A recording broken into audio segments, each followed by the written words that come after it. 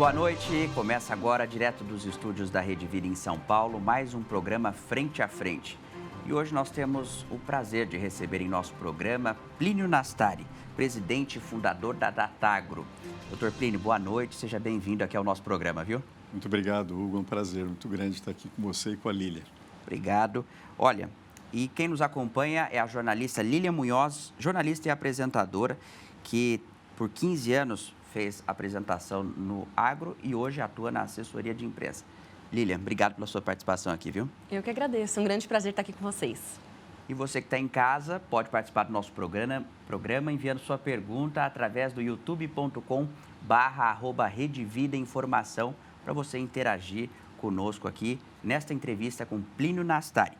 Ele, como eu citei no começo, é presidente da Datagro, é mestrado e PhD em Economia Agrícola, foi professor durante 20 anos de Economia, é economista especialista em Brasil, é presidente do Instituto Brasileiro de Bioenergia e ex-presidente do Conselho Brasileiro de Engenharia Automotiva.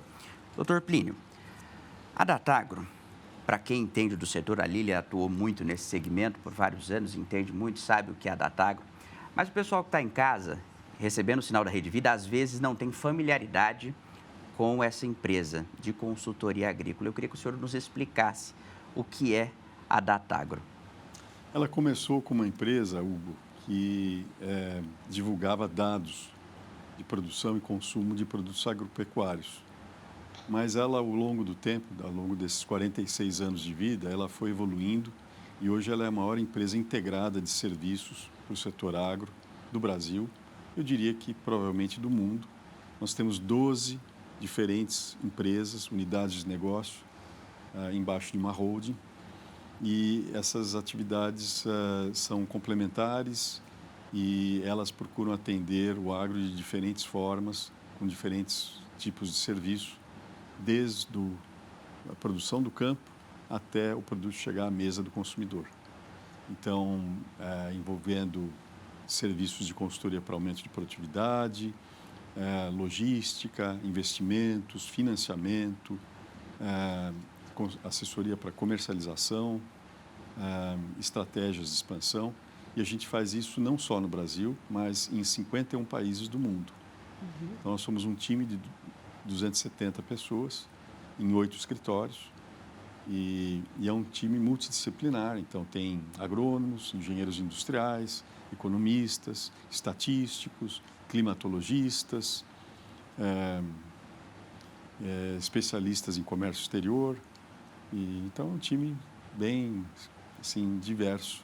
Uhum. Inclusive auxiliando em governos também, que tem uma categoria também. Lá, da Datagro Governo, né? Tem também, é uma das 12 atividades. Desde a década de 80, nós auxiliamos o governo em planejamento energético, em disputas comerciais, em integração comercial. E a gente auxilia governos não só do Brasil, governo brasileiro, mas governos de outros países. Nós estamos com projetos, nesse momento, em andamento na Colômbia, na Indonésia, nas Filipinas. Nós já estivemos em vários países da América Central, da África. Muito bem. Lília. Muito bom, para mim é um grande prazer estar aqui com você, viu, Hugo? Obrigada pelo convite, porque conversar com o Dr. Plínio sempre é certeza de grande aprendizado, né? Verdade. E eu admiro demais, né, a consultoria da Datagro, né? Venho acompanhando aí o crescimento nos últimos anos, desde que tratava, né, especificamente sobre o setor sucroenergético, hoje ampliando, né, tanto aí as atividades como ele mencionou, para tantas culturas agrícolas, commodities agrícolas. Então, pegando esse gancho, Dr. Plínio, eu queria que o senhor comentasse um pouco como que o senhor vê o Brasil hoje no cenário mundial do agronegócio, né? O senhor que vem atuando há tanto tempo também, hoje a gente está em uma posição, digamos, muito privilegiada, né, do que nós nos tornamos hoje como uma potência de alimentos e energia também. Queria um comentário do senhor a respeito desse momento que a gente está vivendo, apesar de tantos desafios. Muito obrigado pela pergunta, Lília. Você sabe que na minha geração, das pessoas da minha idade, nós vimos o Brasil passar de um país que era importador de alimentos para ser hoje um dos maiores protagonistas do fornecimento de alimentos para o mundo, né? Então, o Brasil é, por larga margem, o maior exportador de soja. No ano passado, foi o maior exportador de milho. É um maior exportador de carne bovina. é o segundo maior exportador de frango, em breve será o maior, superando os Estados Unidos. É um grande player de suínos, é o maior produtor e exportador de suco de laranja, maior produtor e exportador de açúcar, maior produtor e exportador de café, é o segundo maior produtor de etanol e exportador de etanol. Então, o Brasil é superlativo em todas essas áreas. Agora, o que distingue o Brasil, que é o que importa? O que distingue o Brasil é a integração das cadeias produtivas. Então, essas cadeias não estão isoladas, elas não atuam de forma isolada, elas estão todas integradas e isso tudo agregando valor à produção. E é isto que tem gerado e promovido desenvolvimento econômico no interior, fixado o homem no interior, com grande contribuição, inclusive, para o orçamento das contas públicas, porque a manutenção de um emprego no interior é muito menos onerosa do que na cidade. E trazendo bem-estar, porque é melhor morar no interior do que morar numa grande cidade, né? Por problemas óbvios de trânsito, de poluição, de criminalidade. Então, em cerca de 3, 4, 5 décadas, nós vimos uma verdadeira transformação de várias regiões, vários polos de desenvolvimento no interior do Brasil, através do desenvolvimento do agro. Então, a gente verificou isso na região sul, na região centro-oeste do estado de São Paulo, no Paraná. Depois isso foi para Triângulo Mineiro, sul de Goiás, Mato Grosso do Sul, Mato Grosso, e isso está se espalhando pelo Brasil, né? Então, é uma atividade virtuosa. Eu, pessoalmente, gosto muito, né? E se a gente ficar conversando aqui, eu vou tentar convencer vocês, porque é multidisciplinar, porque envolve alimento, envolve energia, envolve meio ambiente, envolve aspectos sociais, preservação ambiental. Então, tem coisas fabulosas, né? Então, não existe país do mundo que tenha reserva legal como tem o Brasil, né? O Brasil tem um território total de 851 milhões de hectares, dos quais 340 milhões agricultáveis. Nós ocupamos, para lavouras, 76 milhões apenas. Para a pecuária, 160. Desses 160, estima-se que cerca de 70 sejam pastagens degradadas. Então, você tem a oportunidade de incorporar parte dessas pastagens para lavouras, sem perder a produção de proteína. E é isso que está acontecendo. Nós estamos no meio desse processo de evolução através desse crescimento e dessa integração dessas atividades. Perfeito. Doutor Plínio, aproveitando essa questão do meio ambiente, se fala tanto aí nessa questão de cada vez mais preservar o nosso meio ambiente, e o agro brasileiro tem uma parcela significativa nesta preservação. Mas talvez quem está em casa não tem noção do trabalho realizado. E de que forma que a gente pode levar para quem está em casa o trabalho efetivo do agro na defesa do meio ambiente?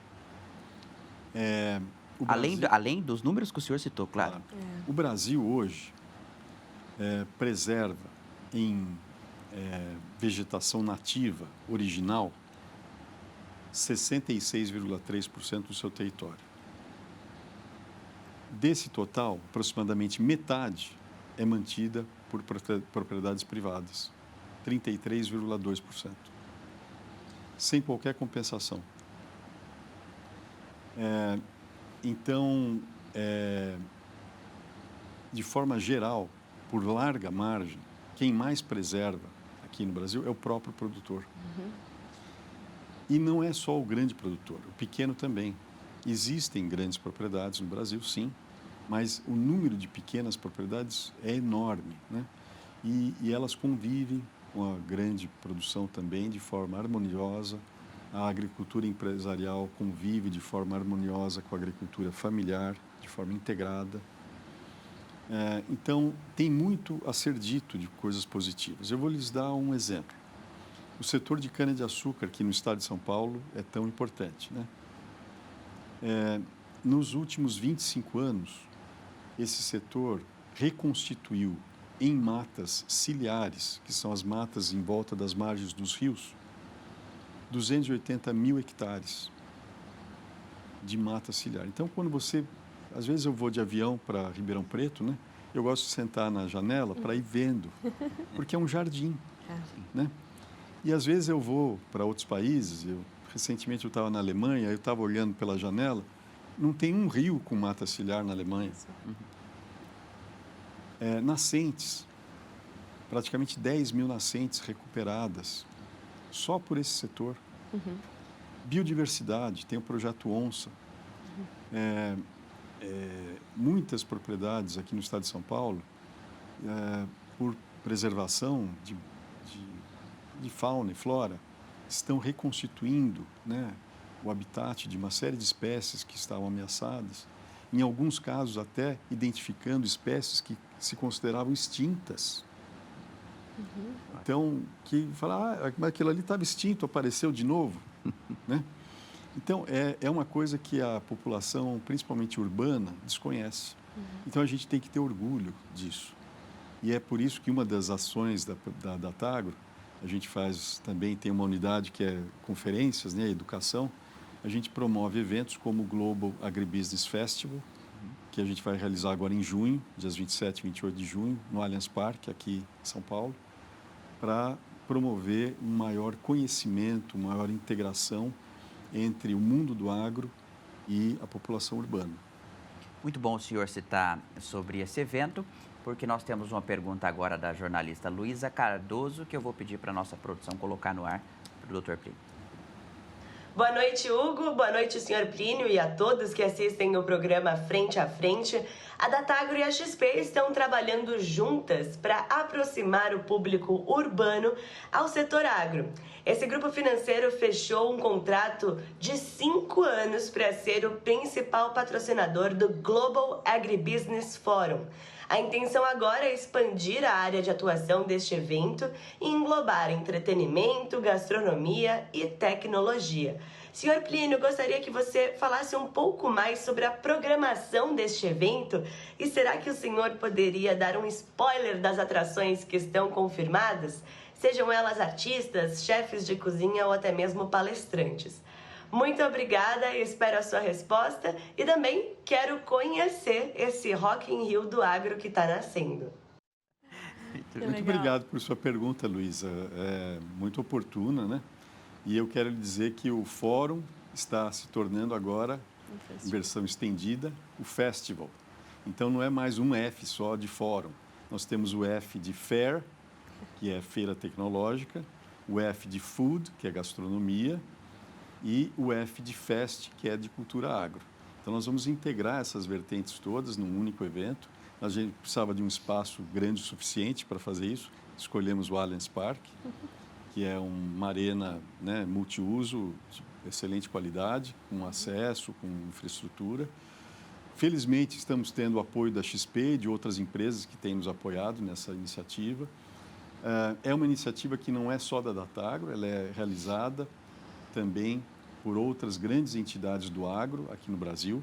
Então, participam como realizadores a Sociedade Rural Brasileira, a Abramilho, a Abrafrutas, a BPA, que são os produtores de aves, ovos e suínos, a BCZ, a Bioenergia Brasil, que engloba todos os produtores de açúcar e álcool de 17 estados do Brasil, a UNEM, que são os produtores de etanol de milho, o US Grains Council, que são todos os produtores de milho dos Estados Unidos, e a Maisal, que são todos os produtores da Argentina. Então, todos eles participam de forma conjunta, apoiando a realização do evento. E aí, nós vamos ter o fórum, que é um fórum para convidados do mundo inteiro. Então, para lhe dar um spoiler, Luísa, está vindo, já confirmado, o Comissário Europeu de Agricultura. Estão vindo outras autoridades internacionais. Então, nós vamos ter a ex-primeira-ministra da Noruega, a Gro Brundtland, que em 1987 criou o conceito de desenvolvimento sustentável, e ela é uma papisa dessa área, então muito reconhecida. Está vindo a Graça Machel, que foi esposa de 2 primeiros ministros, do Mandela, na África do Sul, e do Samora Machel, em Moçambique, que é uma ativista, inclusive defensora do papel das mulheres no agro, muito importante. Está vindo Marcelo Gleiser, que é um físico que advoga a importância da espiritualidade no futuro da humanidade e do futuro do universo. Então, também um grande pensador mundial.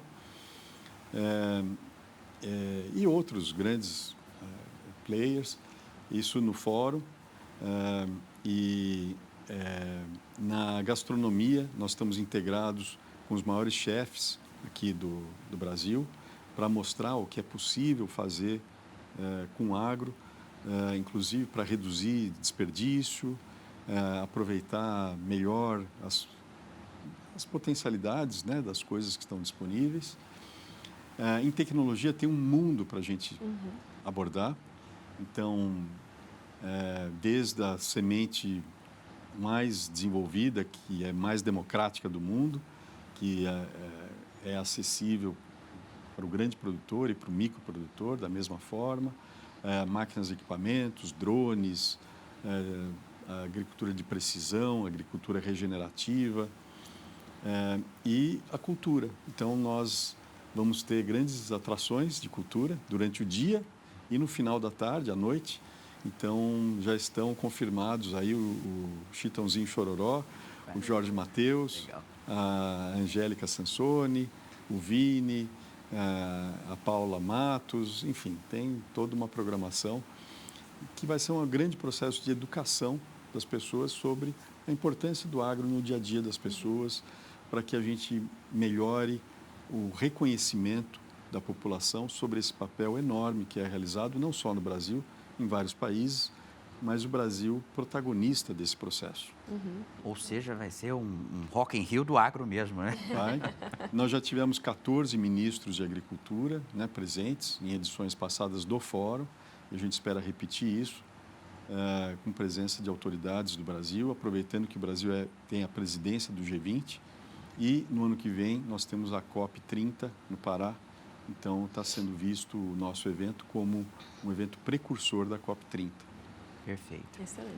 Nós temos uma pergunta agora do telespectador. Queria pedir para a produção colocar no ar para o Dr. Plínio. A Camila Ramos, de Jaraguá do Sul, Santa Catarina, quer saber como a mudança climática está afetando a agricultura em diferentes regiões do mundo.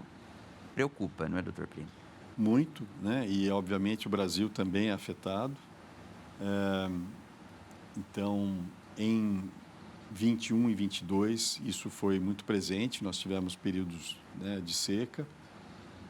Depois, na segunda metade de 22 e durante 23, nós tivemos um clima bastante adequado. Então, 23, 24 foi a safra para ser lembrada como uma safra maravilhosa, né?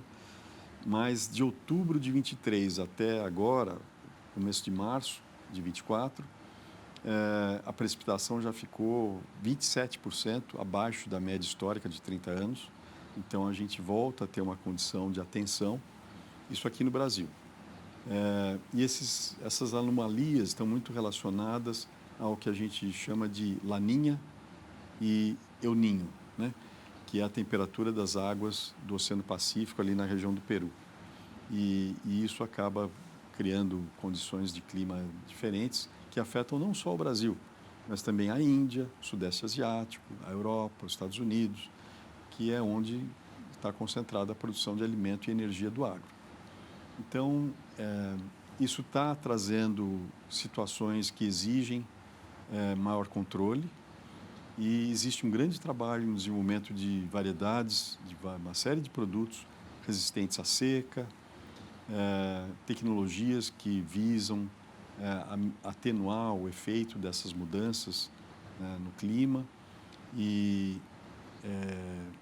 enfim, investimentos, né? Então, existe um grande trabalho para garantir que a produção continue crescendo em qualidade, a preços acessíveis, cada vez mais baixos. Por que isso? O mundo espera que o Brasil tenha um protagonismo muito grande na expansão da produção mundial para atender o crescimento do consumo de alimentos no mundo. Então, grandes instituições como o FAO, o CDE, Departamento de Agricultura dos Estados Unidos, esperam que o Brasil responda por pelo menos 40% da expansão do consumo de alimentos do mundo até 2050. Então, é uma responsabilidade muito grande. E por que isso? Porque o Brasil tem terra, tem sol, tem água e tem gente capaz de desenvolver isso. Tem países que têm alguns desses elementos, mas não todos. O Brasil tem todos eles.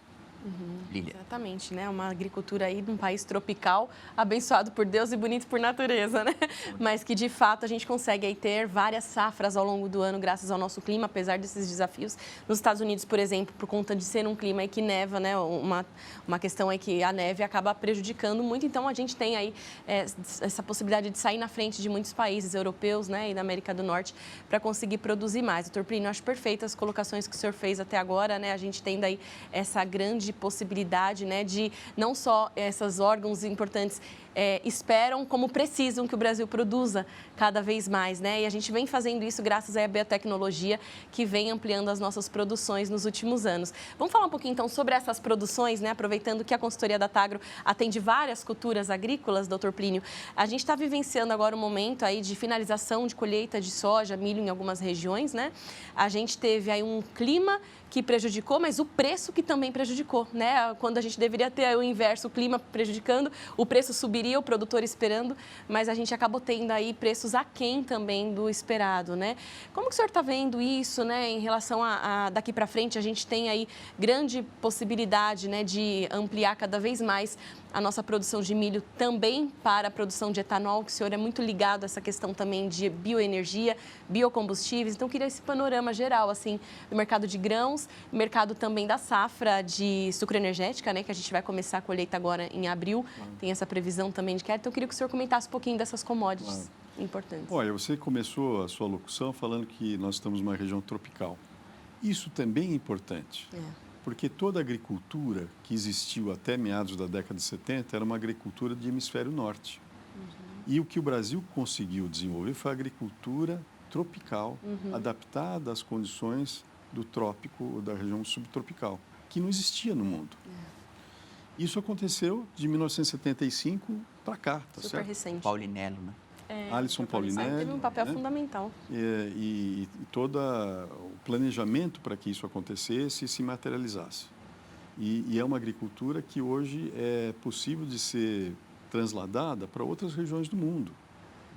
Porque até então era uma agricultura de hemisfério norte, né? E a gente está agora até falando em trigo de cerrado. É verdade. Né?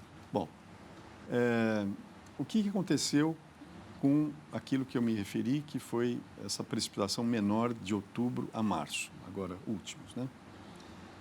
No caso do milho, a gente passa de uma produção de milho de 136, na safra passada, para uma provável produção de 116 milhões de toneladas no Brasil. Só que, em outros países, como na Argentina, a produção passa de 25 para 55. Nos Estados Unidos, nós tivemos uma grande safra que acabou de ser colhida, né, recentemente, até outubro. Então, eles chegaram a praticamente 390 milhões de toneladas. Então, o mercado está abastecido. Então, embora o Brasil esteja quebrando produção por causa do clima, outras geografias tiveram uma produção adequada. Exato. Então, o balanço mundial faz com que os preços tenham recuado. Agora, o que é virtuoso? É a integração de cadeias produtivas no Brasil. O fato de que a produção de soja está integrada com milho safrinha, o processamento do milho para a produção de etanol gera não só etanol, mas gera DDG, que vai para confinamento bovino, que intensifica a pecuária, que libera a área de pastagens para a produção de mais soja e milho. E este processo duplica, ou quase que duplica em alguns momentos, o valor do grão. E é este processo que estimula e viabiliza a expansão da produção, tanto de soja quanto de milho. Então, embora os preços tenham recuado, essa integração faz com que os produtores estejam sobrevivendo, estejam superando dificuldades. Óbvio que alguns vão enfrentar dificuldades, mas, na média, o setor consegue superar por causa dessa integração, porque existe uma transferência de renda de um setor para outro. Então, eu acho que isso distingue o setor agropecuário do Brasil. E aí, o Brasil é um exportador crescente de carne bovina para o mundo, inclusive está exportando para os Estados Unidos, está exportando para mercados importantes, né? É reconhecido a nossa participação na China, mas o Brasil está ampliando outros mercados, na Ásia, na Europa, nas Américas, inclusive no México, e isso também em aves, em suínos. O Brasil dá um show em termos de proteção e sanidade das granjas de produção de frangos. O mundo inteiro tem gripe aviária, o Brasil não tem. E, diga-se de passagem, Hugo, o frango brasileiro tem um preço que é menos da metade do frango dos Estados Unidos, que é o maior produtor e exportador mundial. Então, isso são coisas importantes, né? Que impulsionam o setor. Sim. Muito bem. Eu vou fazer um rápido intervalo e o Frente a Frente volta já já com mais entrevista aqui com Plínio Nastari, da Datagro. De volta com Frente a Frente, entrevistando Plínio Nastari, que é presidente da Datagro, uma empresa de consultoria do agronegócio que faz parte, que movimenta o segmento, que entende do setor como ninguém. O Dr. Plínio está nos dando uma aula no programa de hoje. E nós temos uma pergunta do time de jornalismo da Rede Vida, da Denise Rotenburg, e eu vou pedir para a produção colocar no ar. Boa noite, Hugo. Boa noite, doutor Plínio. É um prazer estar aqui fazendo essa pergunta para o senhor. Já fizemos várias entrevistas. A Datagro é uma das maiores consultorias nessa área do agronegócio. E eu estive semana passada na Arábia Saudita e ouvi dos empresários árabes que há muito interesse em comprar produtos brasileiros e também na instalação de fábricas de produtos alimentícios brasileiros na Arábia Saudita. Eles têm dinheiro para investir nessa região e eu queria saber do senhor se este é hoje o mercado mais promissor para o Brasil. Qual seria hoje o mercado mais promissor para os produtos brasileiros? Muito obrigada. É uma alegria receber essa pergunta da Denise Rotenburg, uma amiga muito querida, uma jornalista de primeira grandeza. Muito obrigado, Denise, pela sua pergunta. Fico feliz que você tenha ido à Arábia Saudita, né? Um país tão interessante. E respondendo objetivamente a sua pergunta, qual que é o país mais importante, a geografia, eu diria que, como região geral, a Ásia, mas o Oriente Médio, eu diria que é o segundo mais importante, como bloco, né? E por que existe tanto interesse? Veja só, na Ásia, China é o segundo maior produtor de milho do mundo, depois dos Estados Unidos. Mas tem uma população de 1,3 bilhão de pessoas. E eles têm uma dificuldade que é uma limitação de disponibilidade de água. A China produz cerca de 290 milhões de toneladas de milho, mas produz só 20 milhões de toneladas de soja, que são produtos substitutos em produção. Normalmente, quando você tem esse tipo de situação, existe um equilíbrio entre produção de soja e de milho, porque os produtos rivalizam entre si, em termos de preço, pela preferência do produtor para plantar um ou outro, né?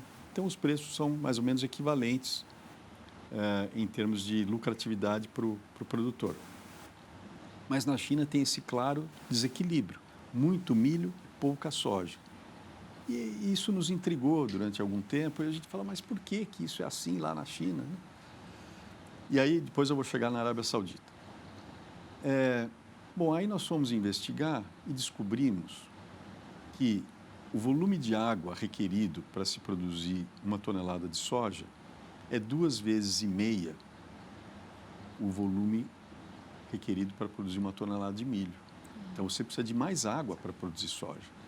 Como a China não tem água, deliberadamente, a China tem decidido produzir mais milho e menos soja e importar soja. Então, na verdade, ela está importando água. Isso vale, Denise, para a Arábia Saudita também. Então, a Arábia Saudita tem interesse no agro do Brasil porque é a forma de ela importar água, alimentos que requerem produção de água. E de fazer isso de forma eficiente, porque a gente tem, repetindo, como eu disse, solos, sol, água e gente capaz de fazer isso. Muitos países não têm gente. Tem países, que eu não vou citar o nome, para não desagradar, né, representantes de alguns países, que os empresários pagam o salário das pessoas e as pessoas não voltam a trabalhar no dia seguinte, elas só voltam quando o dinheiro acaba. Nossa. Como é que você pode ter continuidade de uma atividade se a pessoa não volta para trabalhar no dia seguinte? Então, é um problema cultural, isso é falta de gente. Então, o Brasil tem isso, tem gente também. E tem rede de manutenção de equipamentos, tem fornecimento de insumos. Então, isso Em todas as condições favoráveis, né? permite essa atividade. Muito bem. Lília? Não, acho perfeito, né? A gente vê, de fato, assim, esse grande potencial, doutor Plínio, que o Brasil tem. E a gente fala muito, desde o final da pandemia, sobre 3 seguranças, né? A segurança alimentar, segurança ambiental e a segurança energética. A gente vem falando aqui já, né, ao longo da entrevista sobre a segurança ambiental, sobre a segurança alimentar. E eu queria entrar nesse ponto, do ponto de vista da segurança energética, que o senhor é muito envolvido também, né, no setor de bioenergia, que eu comentei agora há pouco. Como que o senhor vê, de fato, o Brasil nesse potencial, né, com a produção de etanol de milho, a gente aumentando cada vez mais a produção também de biodiesel, a gente sendo aí um dos países protagonistas também dessa questão energética. Um histórico tão grande de cana-de-açúcar, né? Exatamente. E etanol de cana. Pró-álcool. O Brasil dá um show nessa área, Lília. Você sabe disso porque você tem acompanhado isso há alguns anos. Né? E por que dá o show, Hugo? As pessoas não sabem ainda, mas a gente vai um dia fazer com que todos saibam. Qual que é o percentual de gasolina que está sendo substituída por etanol no Brasil? As pessoas precisam saber disso. No ano passado, 2023, foi 41,3% de toda a gasolina do Brasil substituída por etanol. Olha. Em janeiro, agora, 45,6%. Esse número já foi 48,4% em 2019. Isso, a média Brasil. Estado de São Paulo, 62% em 2019. Mato Grosso, 70,5% de substituição. Uau. Olha que coisa extraordinária. E aí, por que é extraordinário? Porque as nossas refinarias de petróleo estão todas nas costas do Brasil, na região costeira.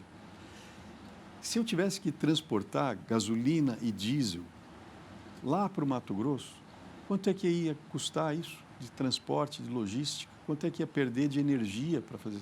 Não, 70% da gasolina do Mato Grosso é etanol, não é gasolina. Isso falando de etanol substituindo a gasolina. E o diesel? Nós já estamos substituindo 14% de todo o nosso diesel por biodiesel. E com o projeto de lei Combustível do Futuro, que foi aprovado na Câmara recentemente, aí lá acho que foi no dia 13 ou 14 de março, já se antevê a possibilidade desse percentual ser expandido para 20% até 2030, com a possibilidade de, dependendo de condições técnicas, subir até 25% ou até 30%. Então, por que isso é tão importante? Porque no Brasil, o biodiesel é principalmente de óleos vegetais, dentre eles óleo de soja, o maior, e o esmagamento da soja gera não só óleo, mas gera farelo, que gera frango, que gera suínos, que gera confinamento também bovino. Então, você está, em vez de exportando grão, você está exportando proteína, que é muito mais fácil de transportar, armazenar e distribuir. E com muito mais valor agregado. Então, é isso que agrega valor, isso que gera atividade econômica, economia circular, renda, salário, impostos, emprego, comércio, indústria, desenvolvimento econômico e DH.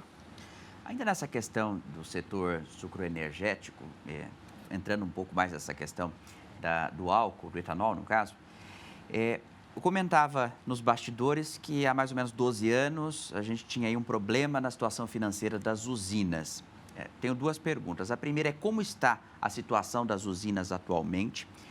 E uma outra pergunta que sempre se faz é por que nas cidades onde as usinas estão instaladas não se consegue um preço de etanol mais barato? Tem as questões políticas, mas eu gostaria que o senhor explicasse isso aí para o nosso telespectador. Em primeiro lugar, o que aconteceu no período de 2011 a 2014? Houve controle de preços dos combustíveis fósseis, né, pelo governo federal. E o produtor, ele é capaz de conviver com o livre mercado tranquilamente. O que ele não consegue conviver é com intervenção errática do governo controlando preços. Porque ele se protege de variações de mercado, mas ele não consegue se proteger, ou não consegue prever uma intervenção errática do governo. Então, aquilo ali foi um desastre. Foi desastre para a Petrobras e foi desastre para o setor de biocombustíveis. Então, como aquilo aconteceu há 10 ou 12 anos atrás, e não aconteceu mais, então a situação hoje, felizmente, é melhor. Tá? E qual que é a perspectiva, né? E por que em algumas regiões você tem situações de preço diferenciadas? Por questões fiscais, tá? Mas também por questões de competição. Então, em alguns mercados, não existe uma competição tão acirrada e aí a gente vê algumas distorções, preços que poderiam ser mais baixos, acabam não sendo tão baixos, né? Então, mas é uma questão de competição. Por isso que a gente precisa ter autarquias e órgãos de controle, de competitividade entre os agentes do mercado, atentos e fazendo a fiscalização correta para que haja competição. Muito bem. Nós vamos para um rápido intervalo, Frente a Frente volta já já, conversando com Plínio Nastari, presidente da Datagro. O último bloco deste Frente a Frente é com Plínio Nastari, falando sobre o setor do agro, ele que é presidente da Datagro.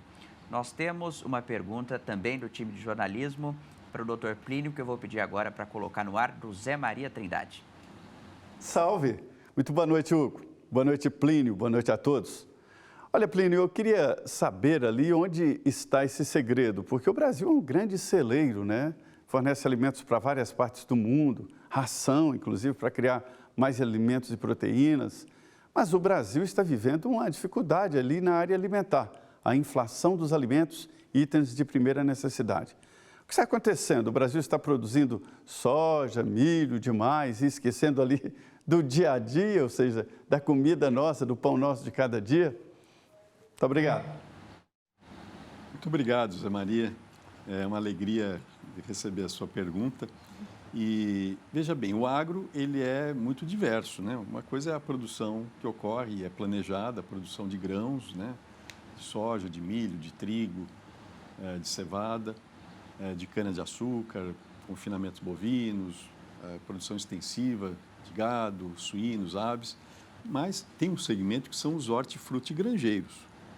Então, quando você tem uma condição climática que acaba afetando a produção de hortifrutis, às vezes a gente tem impacto de inflação de alimento naquela área específica, né?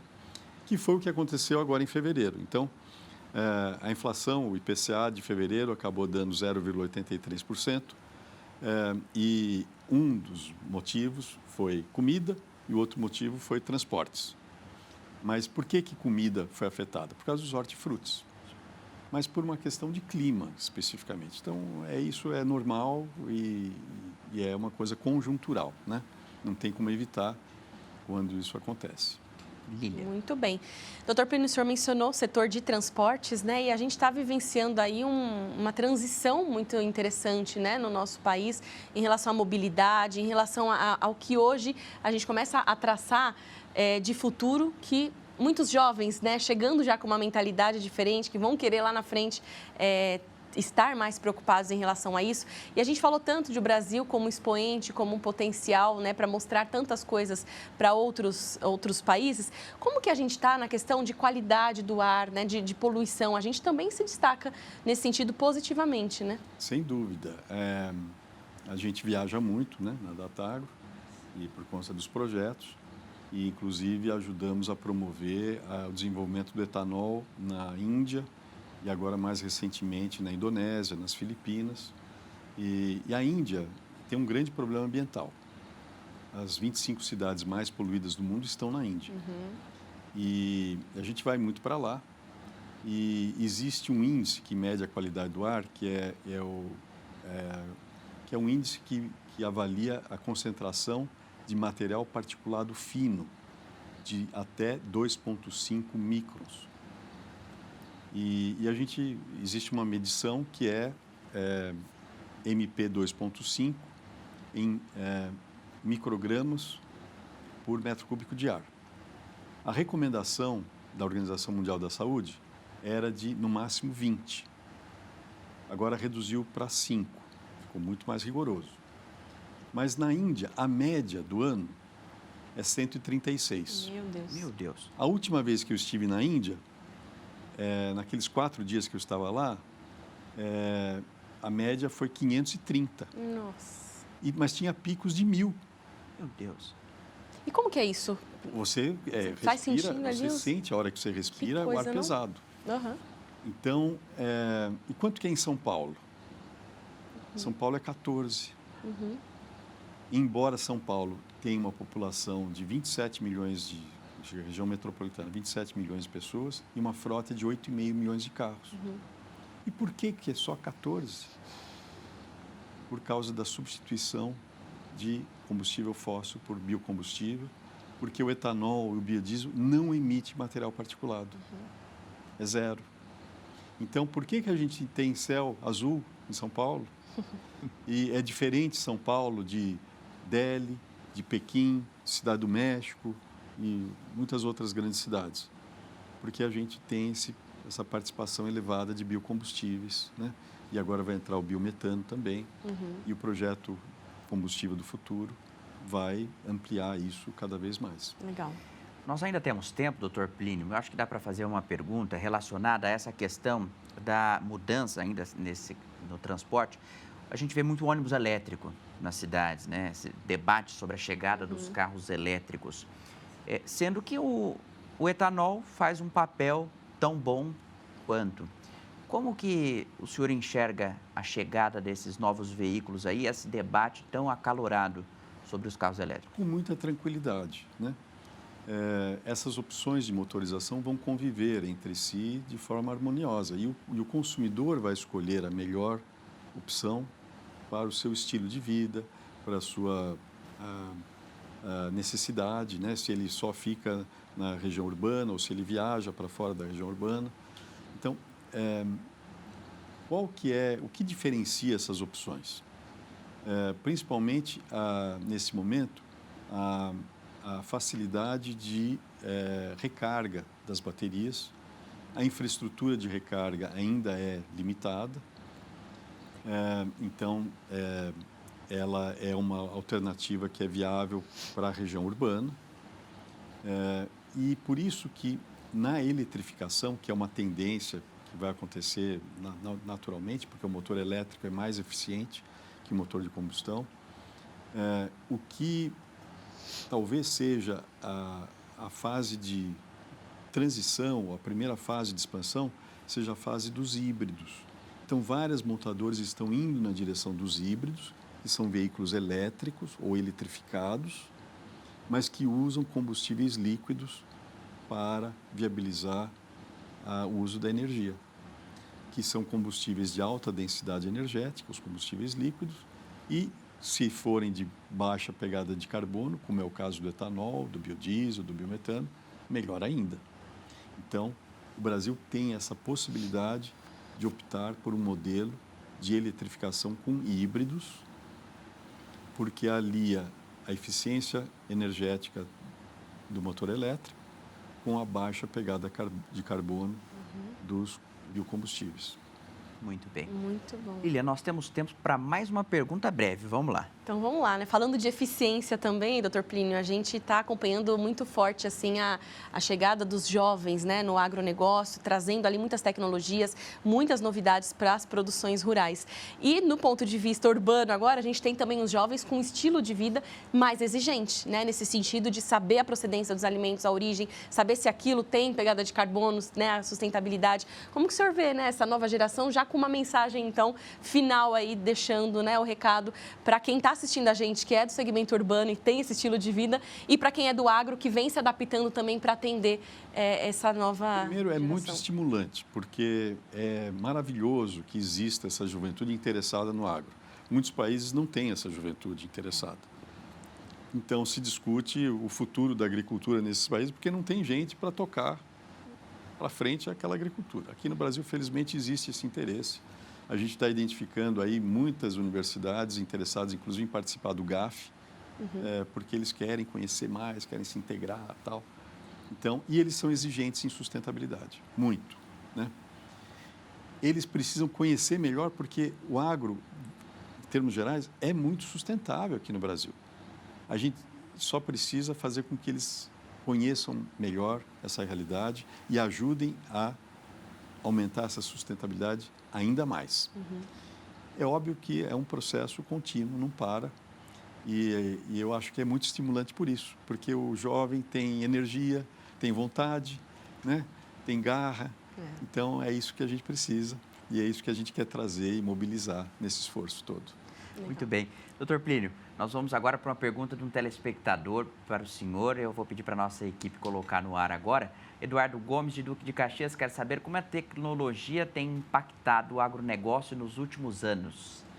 Uma pergunta que o senhor já respondeu mais ou menos, mas eu acho que dá para explorar ainda mais. Olha, eu diria que o maior impacto é o aumento de produtividade, porque desde 1975, quando começou esse processo, a área ocupada com lavouras dobrou, mas a produção de grãos, por exemplo, passou de 46 milhões de toneladas para 320. Então, a tecnologia que permitiu, né, passarmos de 46 para 320.